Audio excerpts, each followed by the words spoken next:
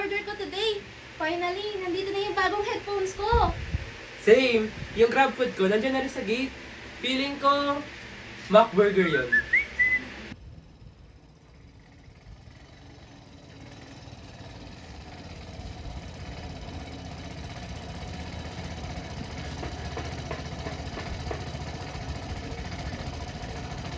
Shopee delivery po. Tisha Sibilia. Uy! Ako yun! Wow! Online na yun ah.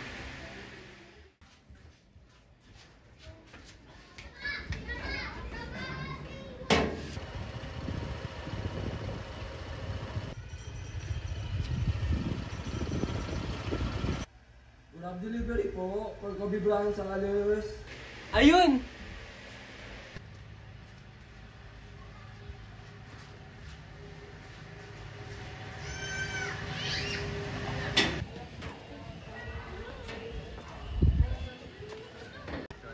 Kayo delay ngayon ah. Ma'am, syempre, ako rider mo. Ma'am, baka may conflict na. Ge. Ito na mo.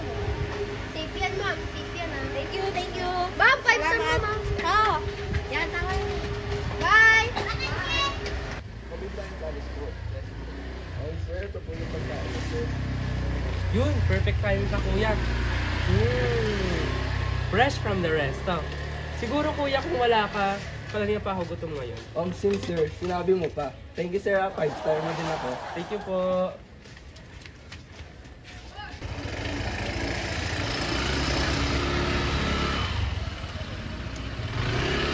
Grabe, iba na talaga mga delivery rider ngayon. Para silang may mga magic, no? True. Di ko nga binigay shortcut directions ng bahay ko pero nahanap pa rin nila agad. Exactly. Parang alam ng app palagi yung pinamabilis na daan kahit traffic. Tama! Kahit siguro lumipat ako ng bahay at hahanap sila ng shortcut route, no? Lagi siguro sila nagtatanong ng daan. Baka may secret power. Baka naka-install ng mapa sa mga helmet ko. No way, bro. Imposibleng tsamba lang yan. May system na ginagamit yan. Pero guys, naisip nyo na ba kung paano nalalaman ng mga delivery rider kung saan ang shortest path? Swerte lang ba? Baka memorize na nila yung bahay ko. Lagi naman akong ma-order. O baka nag-guess lang yung app tapos bahala na si Batman. Whatever system it is, basta hindi na malamig yung burger ko. No. Paano GPS sa dugo ng mga rider? Parang they are born with it. Hindi seryoso. May science talaga sa likod neto. O siya, bubuksan ko pa yung parcel ko eh. Bye-bye! Bye! Surprise! Di yan magic, di yan chamba, di rin yan ninja powers. Ang sagot ay discrete mathematics. Discrete what? Wait, yung pinagpapabilis ng food delivery? Kung oo, gusto ko yan. Wow, too close. Explain namin to. Promise walang halong math no split. Okay. Isipin niyo. Yung bawat dot sa mapa ay lugar.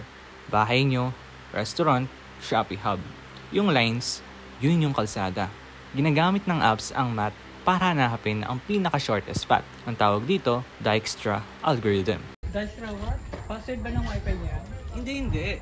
Ito ay ginawa ni Edster Dijkstra, isang Dutch computer scientist noong 1956. Ang principle, laging piliin ang pinakamaiksi at pinakamabilis na daan, step by step, hanggang makarating sa destination. For example, kung yung road A is equals to 10 minutes at yung road B ay equals to 15 minutes, pipiliin ni app yung mas mabilis. Pero kung magkaka-traffic sa road A, switch agad siya sa road B. Yun yung Dijkstra algorithm, parang utak ng delivery app. At ayon kay Carmen et al. Nitong 2009, ginagamit ito hindi lang sa GPS, kundi pati na rin sa network routing, robotics, at telecommunications. Kaya isipin nyo, parehong math na ginagamit sa internet at sa delivery ng burger.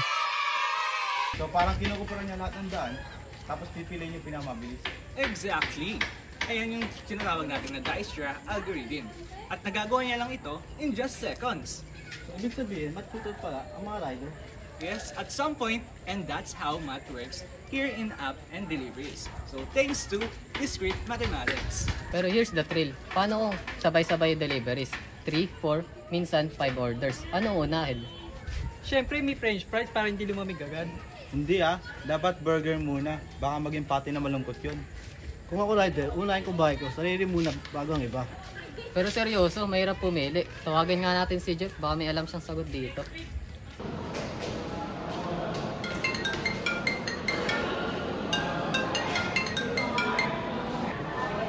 Hello. Oh, Neymar, anong problema? Kung maraming sabay-sabay na delivery, paano ba pinaplano ng apps kung alin ang uunahin?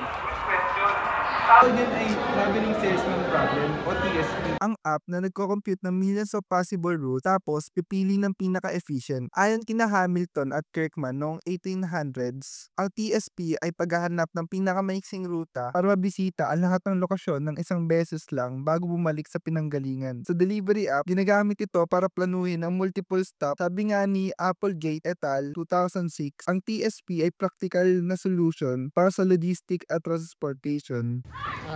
Para tipid sa oras at gas at hindi ka pabalik-balik. Tama. Kaya dapat nakadepende kung anong tindahan ang uunahin mo based sa layo. At yan mismo ang tinatawag na traveling salesman problem. According to Hamilton and Kirkman noong 1800s, ito yung classic math problem na hinahanap ang pinakamabisang ruta para mapuntahan lahat ng stops nang hindi sayang sa oras at lakad. Oh, yan. Parang everyday activity mo pala. May parang math. Pwede ka rin maka-encounter ng traveling salesman problem na hindi mo alam. So, kaya mas mabilis, tipid fuel at organize ang delivery thanks to discrete map. Pero syempre, may dagdag na challenge. Meron niyang traffic, accidents, at road closures. Kaya ang ibang apps gumagamit ng real-time updates. According sa Google Maps engineering team noong 2013, ETA prediction ay ang combination ng tatlong factors. Una, distance, kung gaano kalayo ang biyahe. 2, average speed, kung gaano kabilis gumalaw ang sasakyan ng oras na yun. And lastly, ang live traffic data. Ito ay galing sa millions of Android at iOS devices na nagre-report ng actual road speed during that time. So kapag sinabi ng Grab arriving in 5 minutes, mat pala yun. Exactly. Kaya kapag sinabi ng Grab arriving in 5 minutes, Hindi lang hula yun, kundi scientifically computed siya. Sabi nga din Tropang Levinson noong 2010, predictive traffic algorithms are 90% accurate kapag steady ang flow, pero syempre bumababa kapag rush hour. Halimbawa, 5-kilometer trip is 10 minutes kung walang traffic. Pero kung magbigat ang traffic, magiging 20. Kaya need palagi i-recalculate. bakit burger ko isang 5 minutes pero tumatatag 20 minutes? Baka kasi dumaan mo na si Kuya Rider sa babae mo. O kaya kinain mo na kalahati bago i-deliver. Tama. Hindi ganon. Ang tawag doon, estimated time of arrival. Estimated lang siya kasi based sa speed, distance at traffic data. Kaya minsan, nagbabago siya habang nasa daan si rider. Dahil sa traffic, hindi siya perfect pero sobrang useful kasi updated siya in real time. So blame the traffic, not the mathematics. So una, dahil sa algorithm para sa paghanap ng shortest path. Tapos TSP o Traveling Salesman Problem para sa multiple deliveries. At ETA o Estimated Time of Arrival para sa live traffic data at math models.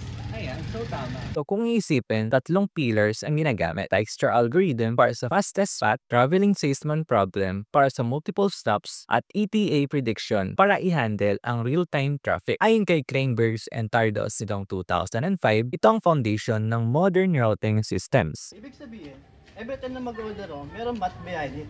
Exactly. Ang discrete math kasi, ito ang sikreto para maging smooth ang lahat ng ating deliveries. Akala ko man, puro equations na sa klase. Ito rin pala yung dahilan kung bakit wala lang pa rin na gumagamit sa klase. Kung wala siguro yung math, baka kanina pa nag-iikot sa SM, naghahanap nitong headphone. Pero teka lang, paano yung sasabi na discrete math ito at hindi ibang branch ng math like calculus or statistics? Good question. Ang discrete math kasi, it deals with things na countable. For example, nodes, graphs, or connections. Tama. At ayon kay Rosen 2019, discrete math covers graph theory, logic, and algorithms. Lahat ng ginagamit ng delivery apps, shortest path, multiple deliveries, real-time recalculation, ay graph-based problems. Kaya pasok siya sa discrete math, hindi sa ibang branch. So kapag routes, nodes, connection, at algorithms, discrete math yun. Exactly. Kaya for deliveries, logistic at routing system, discrete math ang backbone is the branch that makes apps smart. So nakita natin, hindi lang pang classroom ang discrete math, siya din ang nagpapagana ng delivery apps.